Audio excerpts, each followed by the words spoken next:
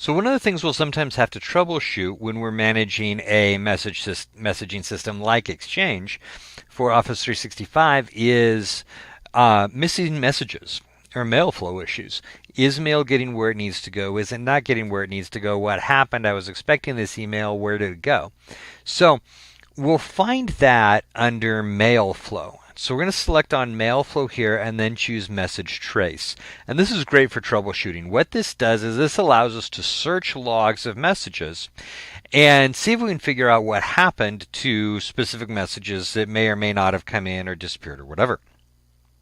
So here are a bunch of predefined queries. So we've got default queries, custom queries, auto-saved queries, and downloadable reports. Now the default queries are ones that have already been put together for us. So messages sent from my primary domain in the last day. Messages sent from my primary domain, received by my primary domain in the last day.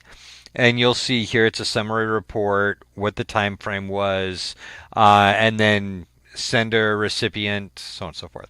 Message delivered to users in my organization, quarantine messages. So all these are predefined. So I can choose a particular one and then start a search. And that will begin searching to try to find that information. Now I haven't had anything coming in and out of here because this is a trial account. So obviously we don't have anything show up.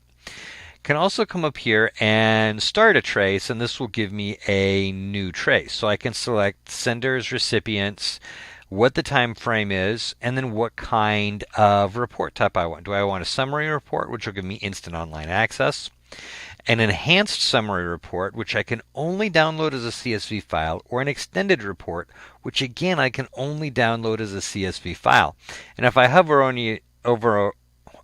over any of these little information icons, that's going to tell me a little bit more about it right here. All right, and then I can save my query and execute it. Now, custom queries is basically going to be the same thing as that start trace. It's the same thing, just in a different place. So I click start trace, you'll see everything here is identical.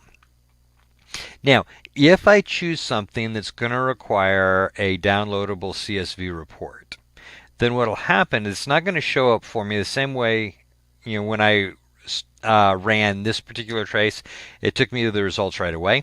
Anything that's downloadable won't do that. Instead, that's going to show up over here under downloadable reports.